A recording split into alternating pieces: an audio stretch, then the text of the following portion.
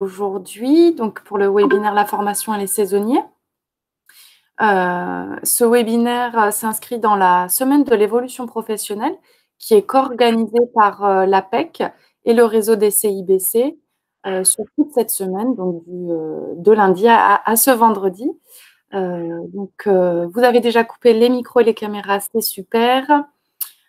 Pour petit rappel, l'APEC et le réseau des CIBC sont opérateurs du conseil en évolution professionnelle, notamment des salariés du secteur privé et des indépendants.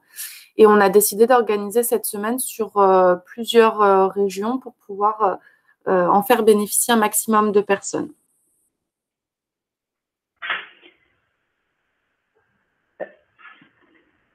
Et du coup, pour savoir à qui vous avez affaire aujourd'hui, donc moi je suis Annabelle Brunto, chargée de mission pour le CEP en PACA, donc le Conseil en évolution professionnelle des salariés indépendants. Et je suis accompagnée par Carole. Donc peut-être Carole, je te laisse juste te présenter. Donc bonjour tout le monde, je suis Carole de Lampugnani et je m'occupe en fait de manager le conseil en évolution professionnelle en PACA.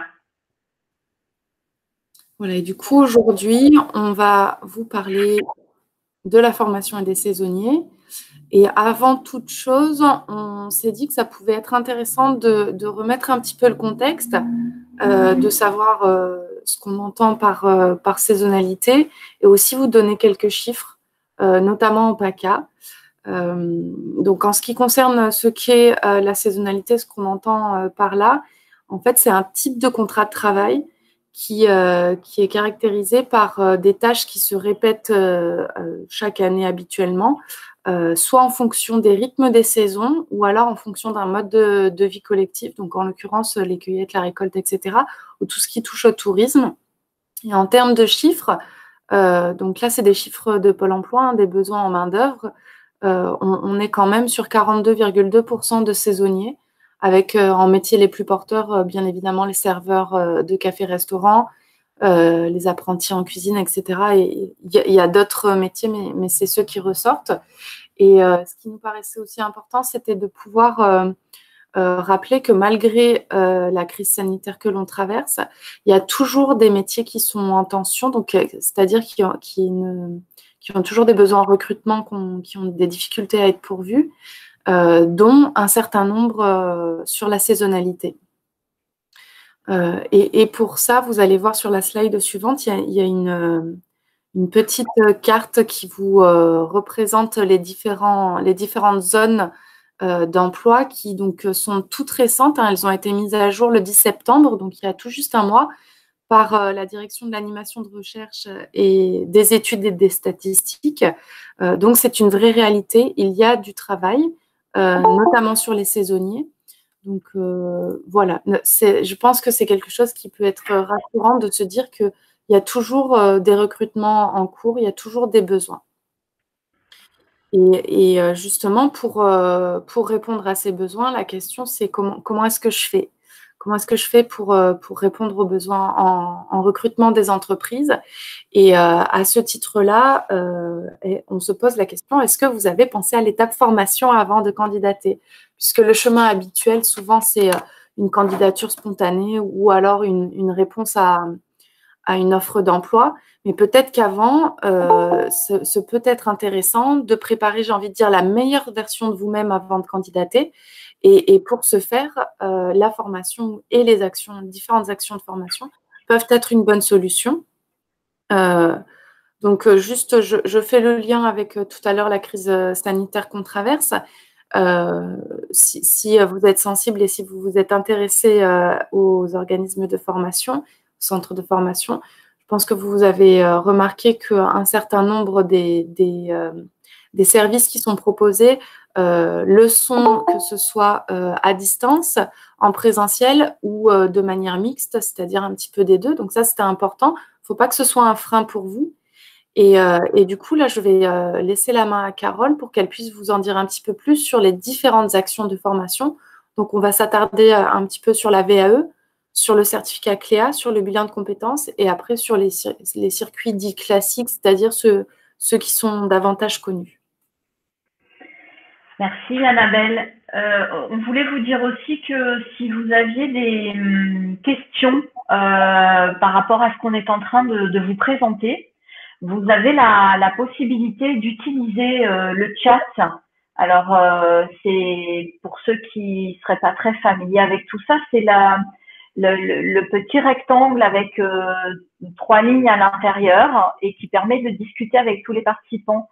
Donc, ce qu'on vous propose, c'est en fait, de rédiger vos questions au travers de ce chat. Et comme ça, on centralise vos questions et on y répondra à la fin de ce webinaire. Alors, on va regarder un petit peu la validation des acquis d'expérience pour commencer.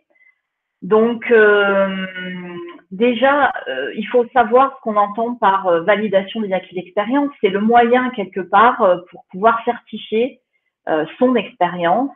Et son expérience, c'est souvent, je dirais, une accumulation de compétences qu'on a pu obtenir tout au long de sa vie professionnelle.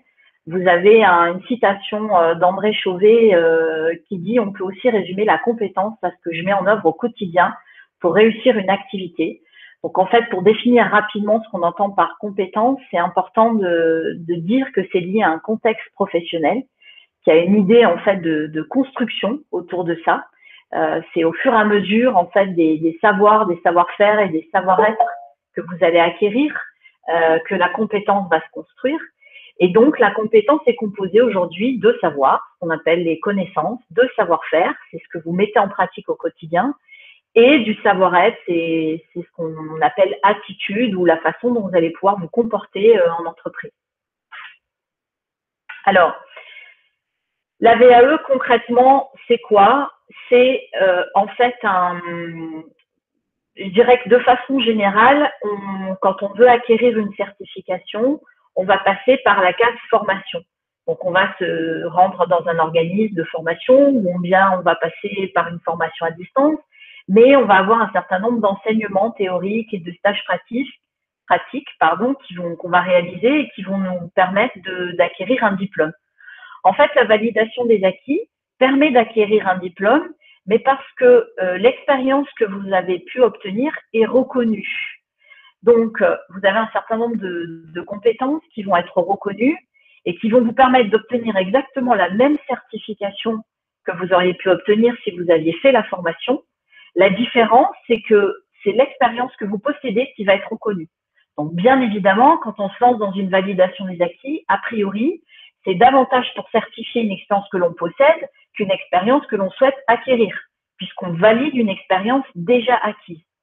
Donc, exemple, je suis comptable, j'ai aujourd'hui un bac en comptabilité, je veux obtenir un BTS comptabilité, j'ai suffisamment d'expérience qui, en fait, est en rapport avec le BTS que je veux passer, et donc je vais valider mes acquis pour obtenir ce BTS.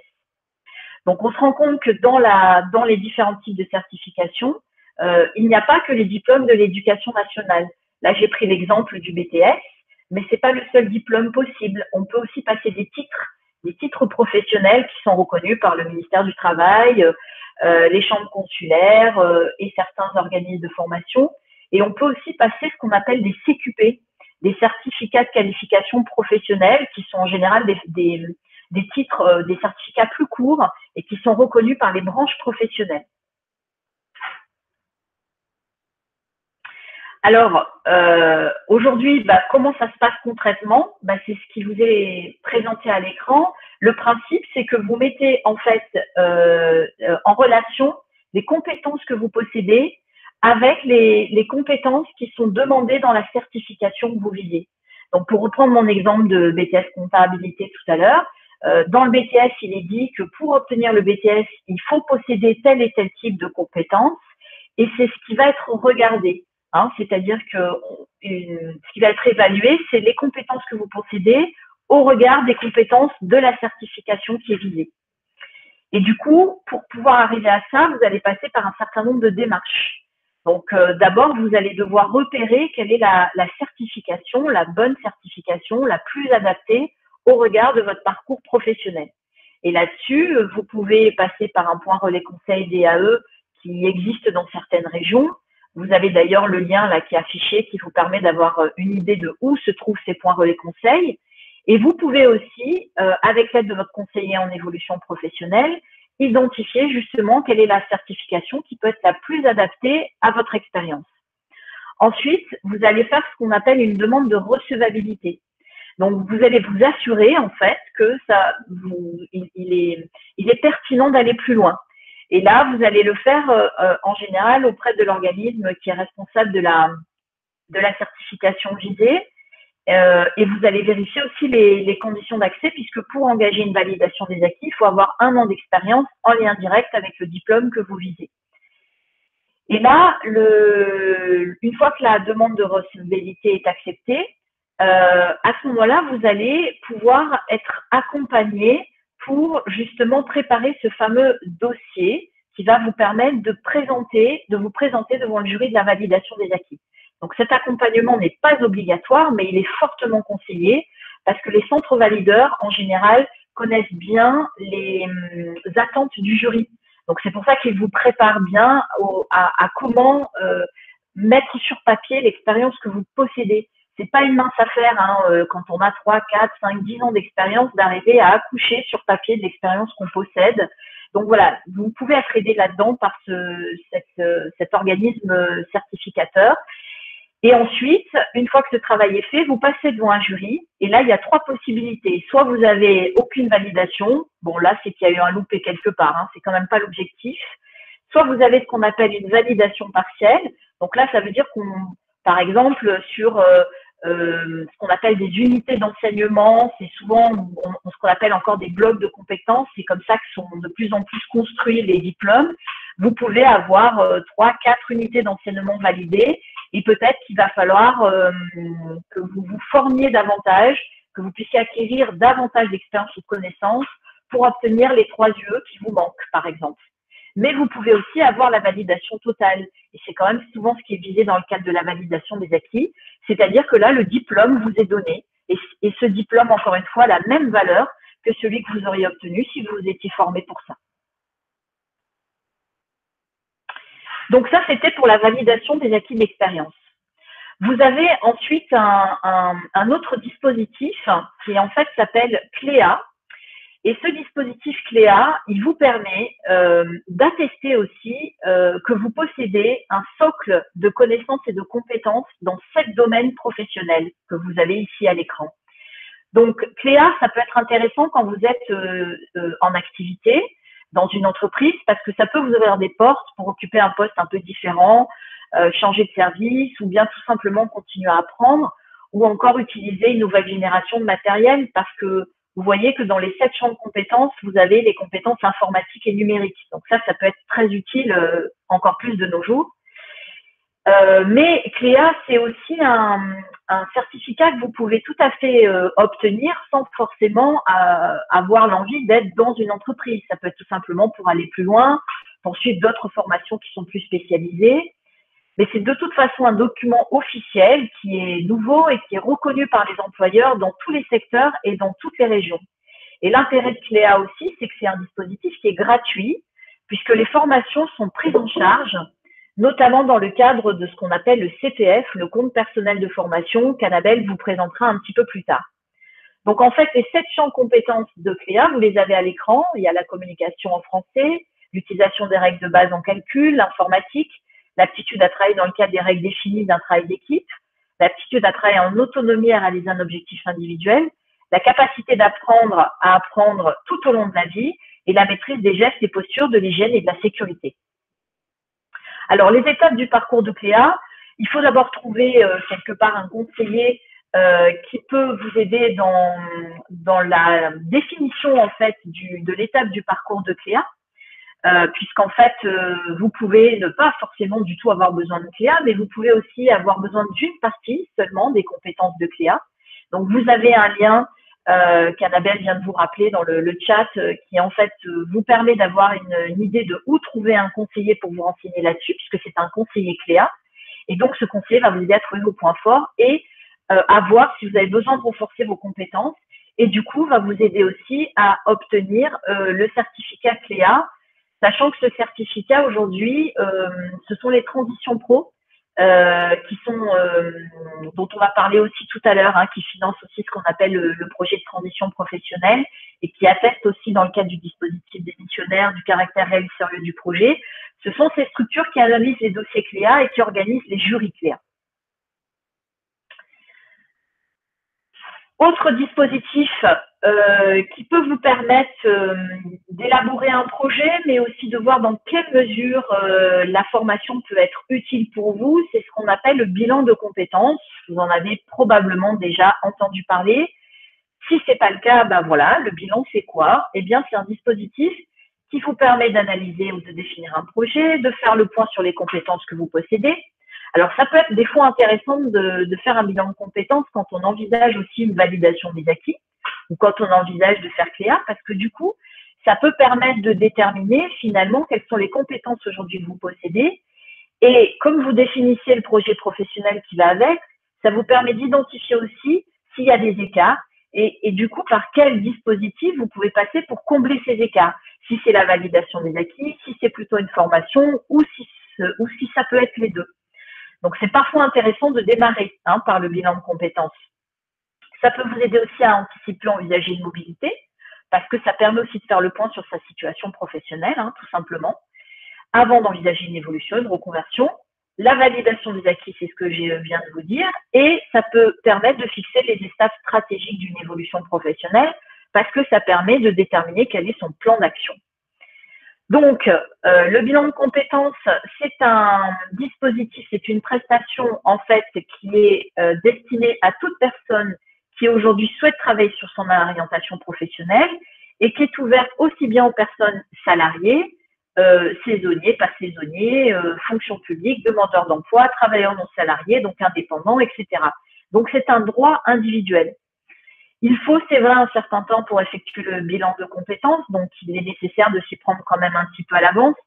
En fait, la durée de bilan de compétences varie selon les besoins de la personne, mais ce qui est sûr, c'est qu'il ne peut pas excéder maximum 24 heures et qui se répartit sur plusieurs semaines. Donc, en fait, quand vous faites un bilan de compétences, vous avez plusieurs phases. Vous avez ce qu'on appelle la phase d'analyse de la demande qui vous permet de vérifier que le bilan correspond bien à votre besoin et qui, du coup, vous permet d'analyser la demande et les besoins. Vous avez une phase d'investigation qui vous permet de cerner vos valeurs, vos intérêts, vos priorités, de connaître votre profil de personnalité, de mettre en évidence les compétences en lien avec le projet, d'explorer des pistes d'orientation, d'élaborer un projet réaliste et réalisable et d'identifier éventuellement une formation au regard de votre projet professionnel. Et vous avez une phase de conclusion qui vous permet de définir les étapes stratégiques de réalisation du plan d'action et de synthétiser les résultats dans un document qui est personnalisé et qui vous est remis à la fin du bilan de compétences. Enfin, la formation qu'on appelle, que l'on dit classique, qui est en fait la formation telle qu'on l'entend aujourd'hui et qui vous permet d'obtenir la plupart du temps une certification que l'on dit reconnue par l'État. Donc, en fait, pour faire simple, les formations reconnues par l'État, les certifications reconnues par l'État, ce sont des certifications qui sont enregistrées dans un répertoire qu'on appelle le répertoire national des certifications professionnelles, qu'on appelle le RNCP, ou encore ce qu'on appelle le répertoire spécifique. Voilà. Donc, il y a aujourd'hui un site internet qui existe, qui s'appelle le répertoire national de certifications professionnelles des compétences et qui est drivé par France Compétences. Il est possible aussi, quand on veut faire une formation reconnue, soit de faire la formation complète, soit de faire une formation qui est organisée en bloc de compétences, parce qu'on n'est pas forcément obligé d'avoir besoin de tout obtenir dans la formation que l'on vise. Alors, ce qu'il est important quand on envisage de faire une formation, c'est de bien choisir l'organisme de formation et bien évidemment de choisir aussi le diplôme qui va être le plus adapté à votre besoin et à votre projet. Donc, pour choisir l'organisme de formation, il est important que vous orientez vers des organismes qui ont répondu au cahier des charges qualité, en fait, qui est demandé aujourd'hui par le gouvernement et qui répond aux exigences d'un décret qu'on appelle aujourd'hui Datadoc et qui s'appellera bientôt Calliope. Ça, c'est vraiment important parce que si vous choisissez un organisme de formation qui ne répond pas à ces exigences, vous avez le droit. Mais par contre, si vous demandez un financement derrière, vous allez avoir beaucoup plus de difficultés à obtenir un financement. Donc, il vous appartient aujourd'hui de choisir cet organisme. Bien sûr, le conseiller en évolution professionnelle peut vous aider aussi. C'est même là où il a une plus grosse valeur ajoutée. De choisir un organisme reconnu qui répond aux exigences et de choisir une formation qui est aujourd'hui la plus adaptée à votre besoin, un diplôme qui est adapté et un organisme qui réalise aussi ce qu'on appelle un positionnement pédagogique, c'est-à-dire qui permet d'évaluer en fait les prérequis que vous possédez pour s'assurer que vous avez de grandes chances de réussir ce diplôme, mais pour vous proposer aussi un parcours adapté, parce que tout le monde n'a pas forcément besoin de faire la même chose, tout le monde n'a pas forcément besoin de tout faire. Vous possédez certainement déjà des diplômes ou des expériences qui peuvent vous permettre d'avoir des parcours adaptés à votre besoin, et c'est bien ce que permet le positionnement pédagogique. Donc, c'est là aussi où le conseiller en évolution professionnelle peut avoir sa valeur ajoutée, puisqu'il peut vous aider à vous y retrouver dans le marché de la formation, qui est un marché qui est quand même très riche et où il n'est pas forcément toujours évident de s'y retrouver. Donc, je vais laisser la parole à Annabelle qui va vous parler des financements, puisqu'on a vu un peu quelles étaient les différentes actions de formation que vous aviez à disposition. Et du coup, il y a différentes manière également de pouvoir se financer. Donc là, on a décidé de vous présenter, en ce qui concerne les saisonniers, en tout cas, selon le statut. Donc, lorsque vous êtes salarié, vous pouvez avoir évidemment le CPF. Carole a commencé à en parler. On reviendra dessus juste après. Et vous avez également le projet de transition professionnelle dont Carole a également parlé, donc en lien avec les transitions pro de vos régions. Voilà, j'attire votre attention sur les délais pour chacune des possibilités de financement. Tout comme la formation, il faut bien penser à s'organiser en amont. Il faut un certain temps pour pouvoir organiser votre formation, pour faire les demandes de financement avant de pouvoir partir vraiment en formation. Donc, lorsqu'on est sur un rythme de saisonnalité, c'est quelque chose qu'il faut vraiment prendre en compte. On ne peut pas aller d'une semaine à l'autre en formation. Donc ça, c'est les deux grands moyens de financement pour les salariés. Vous avez également la possibilité de faire le point avec votre employeur lorsque vous êtes en poste. Vous avez le plan de développement des compétences, donc qui est interne à l'entreprise, qui peut être au niveau des financements en lien ou non avec l'OPCO référent. Donc l'OPCO, c'est l'opérateur des compétences auquel est rattachée votre entreprise. Vous pouvez avoir également Pro-A ou le FNE Formation. On ne va pas forcément s'attarder trop dessus parce que vous n'êtes pas à la place de votre employeur, mais en tout cas, sachez que c'est des choses que vous pouvez aborder avec votre employeur. Il existe des possibilités sous certaines conditions dans certaines entreprises, etc. Donc, n'hésitez vraiment pas à en parler avec votre employeur, surtout si c'est une action de formation qui peut répondre aux besoins de l'entreprise. Et enfin, dans le cas où vous êtes entre deux saisons, j'ai envie de dire que vous avez un statut de demandeur d'emploi, vous pouvez vous rapprocher d'un conseiller en évolution professionnelle, donc que ce soit un conseiller pour les salariés indépendants ou bien que ce soit directement Pôle emploi. Vous aurez, quoi qu'il en soit, les mêmes informations et les mêmes réponses quant aux questionnements que vous pouvez avoir sur les différents financements des formations. Du coup, je vais faire un petit focus sur le CPF, le compte personnel de formation. Donc, je pense que certains d'entre vous l'ont déjà vu, ou du moins j'espère. Sinon, n'hésitez pas à vous connecter sur moncompteformation.gouv.fr. Vous allez avoir un montant qui s'affiche en euros. Donc, il est alimenté chaque année à hauteur de 500 euros lorsque vous travaillez à temps plein. Voilà, il y a des calculs qui se font. Vous pouvez trouver des informations justement sur les calculs sur moncompteformation.gouv.fr. Quoi qu'il en soit, sachez que vous avez un plafond sur ce compte qui est limité à 5 000 euros. C'est-à-dire qu'une fois que vous avez atteint les 5 000 euros, même si vous ne l'utilisez pas, il reste bloqué à 5 000 euros. Donc, n'hésitez pas vraiment à l'utiliser, à vous former pour éviter de perdre des montants qui pourraient être cumulés par la suite. Et également, c'est important, vous avez jusqu'au 31 décembre de cette année pour pouvoir abonder vos heures DIF. Donc, c'est des heures que vous avez cumulées avant décembre 2014. Donc, voilà, il y a une petite manipulation à faire sur le site internet ou sur l'application Mon compte personnel formation. Voilà, pensez vraiment à le faire, sinon ces heures-là qui vont être traduites en euros vont être perdues. Et du coup, le compte formation, le CPF, du coup, vous sert bien évidemment à mobiliser des financements pour les formations. Donc, Carole en a parlé d'un certain nombre, mais ça va être toutes les formations qui sont certifiantes, c'est-à-dire reconnues par l'État, donc au RNCP ou au registre spécifique. Les formations informatiques, linguistiques, pourquoi pas certains permis, la VAE dont on a parlé, les bilans de compétences également, et certaines formations à la création reprise d'entreprise. Donc, vous voyez, ça vous donne un panel relativement large.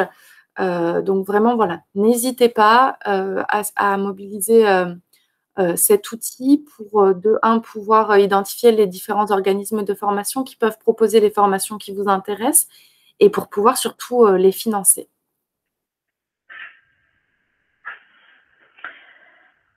Alors,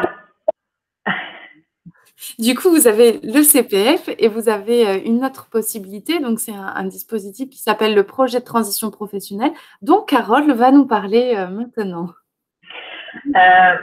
donc, la différence peut-être, je dirais, entre le CPF et le PTP, c'est que, comme vous l'avez vu, le CPF, il peut financer des actions de formation qui sont pas forcément en lien avec un projet de transition professionnelle. Ça peut être tout simplement la nécessité ou d'acquérir des compétences complémentaires ou, comme on l'a vu, de se faire accompagner par la validation, dans le cadre de la validation des acquis d'expérience ou de faire un bilan, etc. Là, le projet de transition professionnelle, c'est un financement qui est possible, mais uniquement à partir du moment où vous souhaitez changer de métier ou de secteur d'activité. Donc ça, c'est vraiment la condition numéro 1. Et dans ce cas-là, vous allez justement vous adresser en termes de financement à la structure dont on parlait tout à l'heure, qui s'appelle Transition professionnelle, et c'est eux qui vont étudier vos demandes de financement. Donc, le projet de transition professionnelle, il s'adresse aujourd'hui, ce dispositif s'adresse à tous les salariés du secteur privé qui sont en poste. Et quand on dit tous les salariés du privé, c'est autant les personnes qui sont en CDI que les personnes qui sont en CDD, que les personnes qui sont intérimaires ou les personnes qui sont intermittents. Voilà, ça s'adresse vraiment à toutes les personnes en activité. Selon certaines conditions d'ancienneté qu'on va juste balayer juste après cette en fait slide, et qui souhaitent donc s'engager dans un projet de reconversion qui va nécessiter la mise en œuvre d'un parcours de formation. Puisque ce dispositif, en fait, ce qu'il finance, c'est à la fois le coût pédagogique en fait de la formation que vous envisagez de faire, et à la fois la prise en charge de votre salaire pendant le temps où vous êtes en formation. Et c'est ça qui est souvent aussi le plus difficile quand on veut se former, c'est qu'il y a parfois des financements qui financent le coût pédagogique, mais pas forcément le salaire. Donc, le dispositif PTP permet la prise en charge de la rémunération pendant le temps où vous êtes en formation.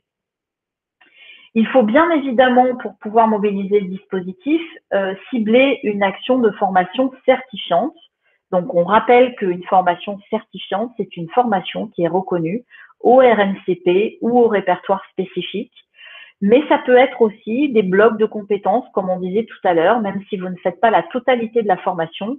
À partir du moment où la formation vise un diplôme, même si vous ne faites qu'une partie des blocs de compétences de cette formation, vous pouvez quand même mobiliser le PTP. Alors, les conditions d'accès, on va voir plutôt celles qui vous concernent le plus. Bon, on parle quand même aujourd'hui des CDI, mais vous devriez moins vous y retrouver, puisque là, on est dans les 24 mois d'ancienneté. consécutifs ou non, dont 12 mois dans l'entreprise actuelle. Par contre, vous êtes certainement plus concerné par les ouvertures de droits CDD, puisque vous devez certainement être dans le cadre de contrats saisonniers, donc de contrats CDD. Et du coup, vous êtes dans ce cadre-là, vous devez justifier de 24 mois d'ancienneté consécutive ou non au cours des 5 dernières années, donc 4 mois consécutifs ou non en CDD au cours des 12 derniers mois. Donc ça, c'est les conditions d'ouverture de droit quand on est CDD pour pouvoir mobiliser le dispositif PTP. Ce qui est important aussi, c'est que la demande de financement que vous allez faire auprès de Transition Pro doit s'effectuer pendant le CDD. Donc, même si votre CDD se termine après que vous ayez fait la demande, c'est pas grave. Par contre, la demande doit se faire pendant votre CDD, la demande de financement, et la formation doit démarrer dans les 6 mois après la fin de votre contrat CDD. Et pour savoir à quelle transition pro s'adresser, en fait, tout dépend de votre région. Donc, ça dépend de la région dans laquelle vous résidez, mais ça peut être lié aussi à la région dans laquelle vous travaillez. En fait, vous avez ce choix-là. Par contre, vous ne pouvez pas faire 2 demandes dans 2 transitions pro différentes. Et l'ancienneté, donc, est appréciée à la date de départ en formation.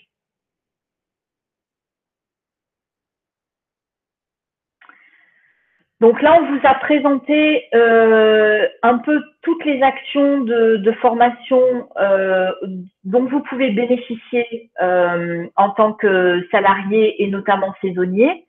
On vous a présenté les différents dispositifs de financement que vous pouvez mobiliser pour pouvoir financer ces différentes actions de formation, que ce soit VAE, bilan, CLEA. On n'a pas parlé aussi de l'accompagnement à la création reprise d'entreprise, mais sachez que ça fait partie aussi de ce qui peut être financé par le biais du CPF et la possibilité aussi de financer une formation dite classique. Là, ce qu'on va vous présenter, c'est comment quelque part le CEP, le Conseil en évolution professionnelle, peut vous aider à vous repérer en fait dans tout ce qui existe, parce que vous avez vu, il y a quand même pas mal d'actions de formation possibles, il y a quand même pas mal de financements possibles à disposition. Donc là, vraiment l'intérêt aujourd'hui de mobiliser le Conseil en évolution professionnelle, c'est déjà dans un premier temps de vous aider à vous repérer dans tout ça. Donc, qu'est-ce que c'est le Conseil en évolution professionnelle? Comme vous le voyez à l'écran, c'est une définition. Carole? Carole? Oui. Ah, il y a eu une petite coupure au moment où tu allais expliquer ce qu'était le Conseil en évolution professionnelle. D'accord. Du coup, je reprends à ce moment-là. Je vous disais qu'en fait, le Conseil en évolution professionnelle, vous m'entendez bien là? Ça va? Donc, je disais que le Conseil en évolution professionnelle, c'est un appui en fait à ce qu'on appelle tout actif. Donc, on va voir ce qu'on entend par actif, qui peut, pour faire le point sur sa situation professionnelle et le cas échéant, élaborer, formaliser et mettre en œuvre une stratégie visant l'évolution professionnelle. Ça, c'est une définition qui est partagée par l'ensemble des opérateurs qui s'occupent du Conseil en évolution professionnelle. Est-ce que tu veux ajouter quelque chose, Annabelle? Oui, pourquoi pas le cadre légal.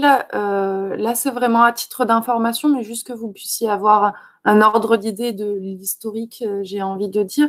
Le Conseil en évolution professionnelle a été créé, si je ne m'abuse, en 2014 et surtout a été rénové en 2019. Et du coup, cette rénovation de 2019 a créé un nouveau paysage du CEP, j'ai envie de dire, donc que vous découvrez ou que vous connaissez depuis cette année. Et dernière information, le service est opérationnel depuis le 2 janvier 2020. Donc voilà, c'est un service qui reste encore peu connu ou mal connu, mais qui peut être un vrai levier pour pouvoir vous accompagner dans votre évolution professionnelle et pour pouvoir atteindre les objectifs professionnels que vous pouvez vous fixer. Et bien évidemment, ce service est gratuit, confidentiel et non confidentiel, neutre, accessible à tous et impartial.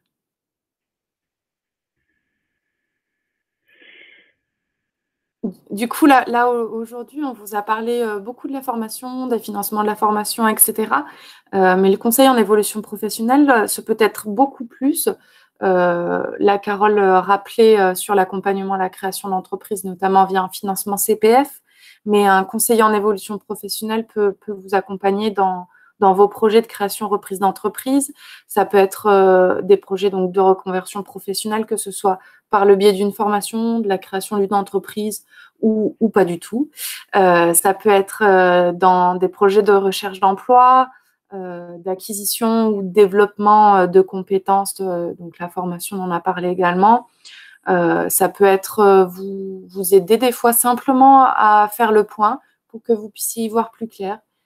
Ça peut être vous aider à préparer votre entretien professionnel. Ça peut être énormément de choses, toujours en lien avec votre évolution professionnelle.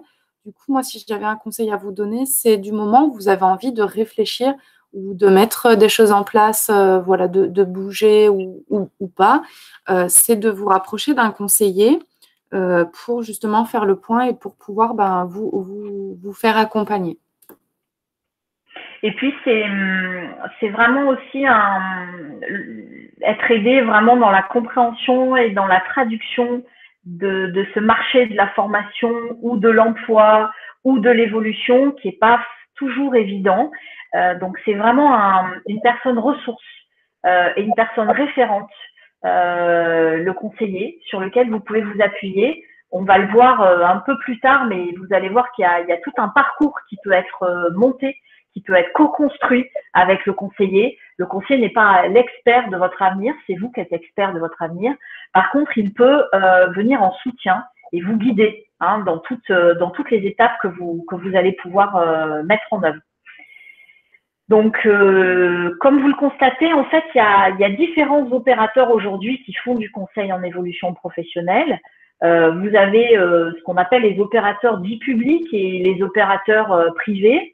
Pour les opérateurs publics, vous avez Pôle emploi qui s'occupe plutôt des demandeurs d'emploi. Vous avez l'APEC pour les cadres, vous avez le réseau des missions locales pour les moins de 26 ans et vous avez le Cap emploi pour les personnes qui sont en situation de handicap. Et au niveau des opérateurs privés, vous avez en fait des opérateurs qui sont drivés par ce qu'on appelle le CIBC, le Centre interprofessionnel de bilan de compétences. Donc là, vous allez nous dire, mais moi, s'il faut, je suis peut-être dans deux statuts, c'est-à-dire que je suis à la fois salarié, mais je peux être parfois aussi en intercontrat, donc je suis aussi Pôle emploi. Je peux peut-être aussi être reconnu en situation de handicap, donc finalement, à qui je m'adresse? Alors, ce qui est important à comprendre, c'est que vous ne pouvez pas être accompagné par deux opérateurs en même temps, ce qui paraît logique parce que c'est pas forcément très pertinent. Donc, si vous êtes déjà, par exemple, accompagné par Pôle emploi ou par Cap emploi, c'est pas forcément pertinent d'être accompagné par un autre opérateur CEP. Mais si vous faites le choix d'être accompagné par nous et qu'entre-temps, vous êtes en contrat et il se trouve que vous avez une interruption de contrat et que du coup, vous êtes aussi inscrit à Pôle emploi, vous pouvez quand même continuer d'être accompagné par nous. Ça, c'est tout à fait possible. Ce qui est plus complexe, c'est si vous avez une problématique de santé. Là, véritablement, il vaudra mieux que ce soit Cap emploi qui vous accompagne, puisqu'ils sont quand même spécialistes des questions de santé. Si c'est une problématique liée à votre évolution professionnelle et que vous avez besoin de discuter, de réfléchir sur cette question-là, à ce moment-là, c'est quand même possible aussi de vous adresser à nous. Par rapport au public, justement, dans la slide suivante, on vous rappelle ces éléments-là. Et juste, je pense que c'est important qu'on vous précise, dans salariés du secteur privé, donc ça peut être effectivement les saisonniers, sinon on ne serait pas forcément là aujourd'hui à vous parler de ce sujet, mais ça peut être aussi les intermittents ou encore les intérimaires, etc. Donc voilà, et peu importe effectivement le statut ou le type de contrat. Là, on vous fait un zoom aujourd'hui sur le positionnement, enfin sur le déploiement du service du CEP en PACA, donc pour les salariés indépendants, pour que vous ayez un ordre d'idée. Voilà, n'hésitez pas, quoi qu'il en soit, à téléphoner ou aller sur le site internet pour avoir les adresses exactes et pour pouvoir voir quelle est l'agence la plus proche de chez vous ou de votre lieu de travail, puisque voilà, vous êtes maître du choix de l'agence. Vous avez vu qu'il y a quand même des ressources qui sont mises à disposition, parce que vous voyez qu'on est quand même très bien représenté. Alors là, vous avez la carte de PACA, parce que nous, on se trouve en PACA, mais vous avez des représentations sur toute la France. Et vous avez quand même aujourd'hui une quarantaine de conseillers qui est à votre disposition. On n'est même pas loin, je pense, des 45 maintenant. Et en fait, les conseillers, ce sont tous des professionnels du conseil et de l'accompagnement qui sont diplômés et qui ont été validés justement parce qu'ils sont diplômés et qu'ils ont une expérience dans ce domaine. Donc, vous avez affaire à des personnes qui, même s'ils ne se positionnent pas en tant qu'experts, puisqu'encore une fois, il n'y a que vous aujourd'hui qui êtes expert de votre avenir, c'est quand même des personnes qui peuvent être utiles pour justement vous accompagner dans vos démarches. Alors, justement, oui, tu voulais ajouter quelque chose, Lamette? Je ne sais plus quelle est la diapo suivante, mais c'est celle-là. Donc, je vais ajouter maintenant, tu peux la laisser, c'est pas grave. Juste, ça me fait penser, on vous a parlé effectivement des CIBC qui sont mandataires sur le conseil en évolution professionnelle. Sachez qu'en l'occurrence, en PACA, et dans les autres régions d'ailleurs, les CIBC se sont entourés de différentes structures, ont créé des groupements, des sortes de consortiums. Et en PACA, on a différents organismes tels que certaines CCI, la Chambre des métiers de l'artisanat régional, on a également Envergure, on a donc les CIBC, etc. Ce groupement, en fait, permet d'avoir une vraie richesse, une vraie diversité des compétences. Donc, peut-être que vous vous dites, mais un conseiller va être spécialisé sur la formation, un autre va être spécialisé sur la créa, un autre va être spécialisé sur les financements, etc. Non, en l'occurrence, on fait un partage de nos compétences pour pouvoir répondre au mieux à tous vos besoins, quels qu'ils soient. Voilà, c'est pour ça que je voulais ajouter, Carole. Parfait. Alors, c'est vrai que si vous avez une chose à retenir aujourd'hui, c'est peut-être ce qui vous est présenté là, dans la mesure où l'accompagnement qui peut vous être proposé quand vous rencontrez un conseiller en évolution professionnelle, il est modulaire et il est à la carte. Modulaire, ça veut dire que en fait, vous avez la possibilité de solliciter un conseiller par différents moyens. Vous pouvez le rencontrer physiquement. Vous pouvez plutôt utiliser le téléphone ou vous pouvez encore avoir des rendez-vous en visio. Et l'autre point important, c'est le fait que ce soit à la carte. C'est-à-dire que, évidemment, ça paraît logique quand on vous présente un accompagnement de dire que on va démarrer par un conseil d'abord personnalisé, puis derrière on va vous apporter un appui à la formalisation du projet, et puis derrière on va vous permettre d'avoir un appui à la mise en œuvre du projet. Et c'est vrai que ça peut se construire de cette manière-là. Mais on s'aperçoit que dans la vraie vie, parfois, c'est pas aussi linéaire que ça. Et surtout, il peut y avoir des allers-retours. C'est-à-dire que vous allez avancer sur certains points, puis vous allez revenir en arrière parce que vous allez vous rendre compte que finalement, avec les démarches que vous avez faites, c'est pas tout à fait ce à quoi vous vous attendiez. Donc, vous allez réfléchir à nouveau et puis vous allez remettre en place des démarches pour arriver finalement à construire votre plan d'action et à affiner votre projet et le mettre en œuvre. Donc, aujourd'hui, vous avez la possibilité de bénéficier d'un conseil personnalisé qui vous permet d'exprimer, de clarifier votre situation, vos attentes, vos besoins, de partager en fait avec le conseiller votre situation et de lui expliquer réellement aujourd'hui quelles sont vos attentes par rapport à votre situation et par rapport à votre projet, et puis d'accéder à un premier niveau d'information qui peut être lié à la découverte des métiers, qui peut être lié aussi à l'offre de formation, qui peut être lié aussi au dispositif de financement, mais qui peut être lié aussi, comme le disait Annabelle tout à l'heure, à comment est-ce qu'on peut, qu'est-ce qu'on entend par entretien professionnel, comment je vais pouvoir aujourd'hui m'y préparer, ou comment je vais pouvoir réfléchir à l'étape d'après que je vais mettre en tout cas, que j'envisage dans mon évolution professionnelle. Et puis, au-delà de ce conseil personnalisé, si vous décidez d'aller plus loin et de bénéficier d'un accompagnement, vous avez la possibilité d'avoir un appui à la formalisation même du projet et un appui à la mise en œuvre du projet. Alors, pourquoi on distingue les deux? Parce qu'en fait, quand on met en œuvre son projet, a priori, on a réfléchi un peu en amont à ce qu'on y met à l'intérieur et à comment on y va.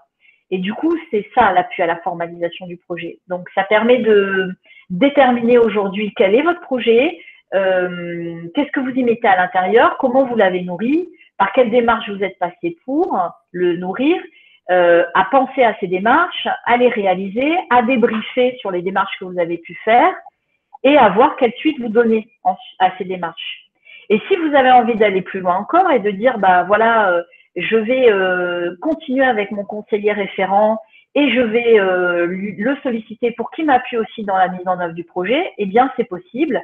Et là, vous avez encore la possibilité d'être accompagné dans les étapes vraiment de mise en œuvre de votre parcours. Mais tout ça, c'est vous qui le décidez. C'est vous qui décidez si vous mobilisez le conseiller 2 mois ou si vous le mobilisez 6 mois ou si vous le mobilisez 18 mois.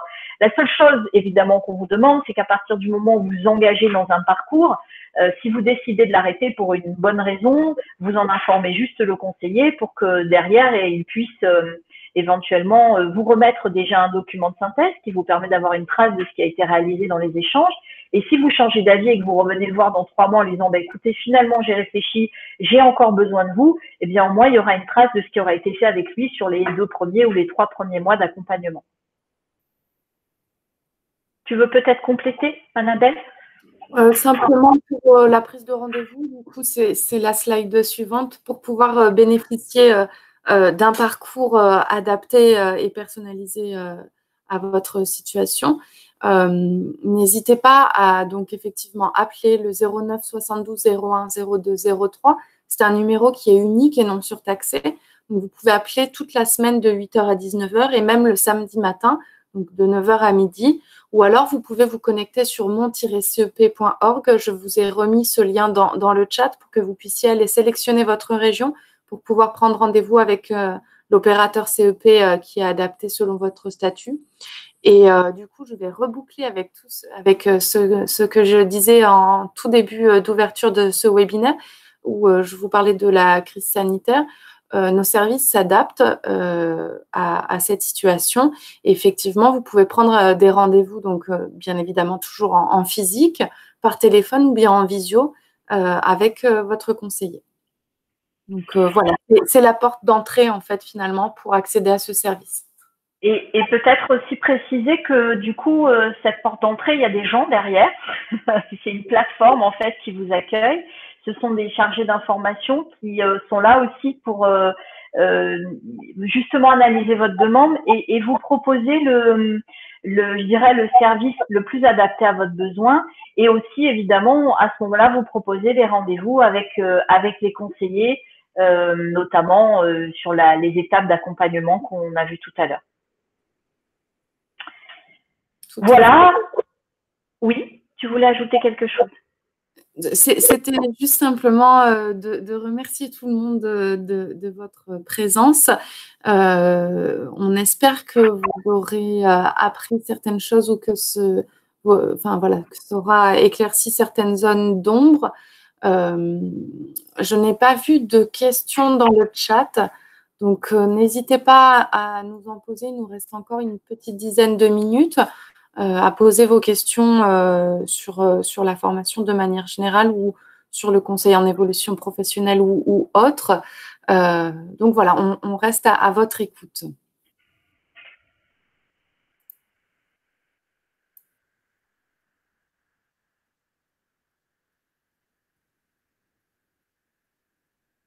On a un petit message qui nous dit merci à vous, c'était très clair.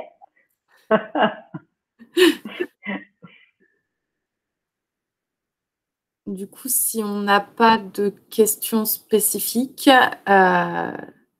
et qu'il n'y a pas de besoin d'échange particulier, on peut vous libérer si besoin.